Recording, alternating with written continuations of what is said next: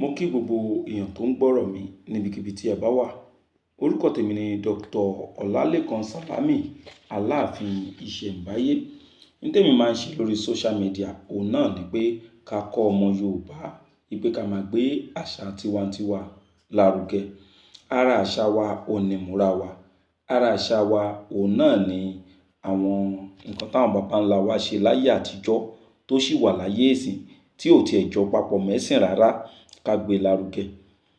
Ìdí tí a fi sọ̀rọ̀ pé tí ò papọ̀ mẹ́sìn ni pé ọ̀pọ̀lọpọ̀ ti mọ ẹ̀sìn tóun ń sìn, kò sì sí ẹni tó lè ṣì wá lọ́wọ́ nínú ẹ̀sìn tá à ń sìn gẹ́gẹ́ bí ìgbàgbọ́ wa ní ilẹ̀ Yorùbá. Ṣùgbọ́n tí òyìnbó bá ti gba ẹ̀sìn lọ́wọ́ wa, ẹ má jẹ́ kán tún gba àṣà lọ́wọ́ wa. Àṣà Yorùbá ó di ọwọ́ tèmi tìrẹ wípé kó má bàjẹ́. Ìyẹn ni èmi ń fọn rere lójoojúmọ́.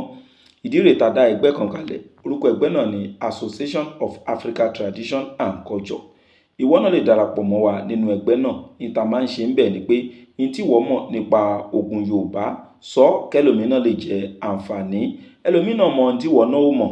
Ẹlòmí tí ẹ wà tó ṣe pé bàbá rẹ̀ àbí ìyá rẹ̀ ó kọ àwọn àkáǹtì ogun kan tó ṣe pé ó ti wá sọnù mọ́ lọ́wọ́. Ẹ kò mọ̀ kankan nípa ogun ìbílẹ̀ mọ́ tó sì ṣe pé ó ń dùn ẹrú ẹni bẹ́ẹ̀. Mo bá rò ẹ kó darapọ̀ mọ́ ẹgbẹ́ AATC, Association of Africa Tradition and Culture. Wà á rí pé ìlọ́po mẹ́wàá ń tó sọnù wà á rí nínú ẹgbẹ́ náà.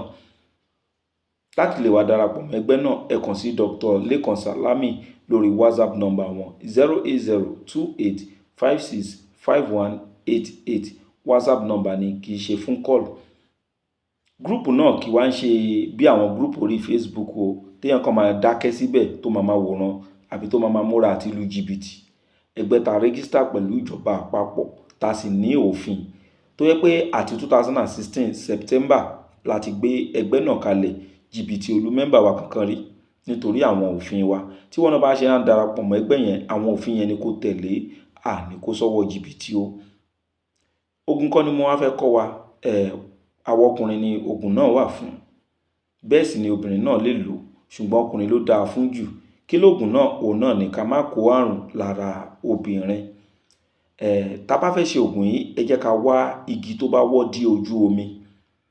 Igi tó wọ́ dí ojú omi, á kàn ra gé díẹ̀ lára igi yìí. Á lọ pọ̀ mọ́ ẹyọ àtàrí mẹ́ta. Á wà fi sín gbẹ́rẹ́ sí ìhà wa méjèèjì. Ìhà ọ̀tún lẹ́gbẹ̀ẹ́ wa, ìhà òsì lẹ́gbẹ̀ẹ́ wa. Pẹ̀lú àṣẹ Ọlọ́run, á máa lọ, á máa bọ̀. Ọwọ́ kì í jagun ẹnu kó má bọ̀.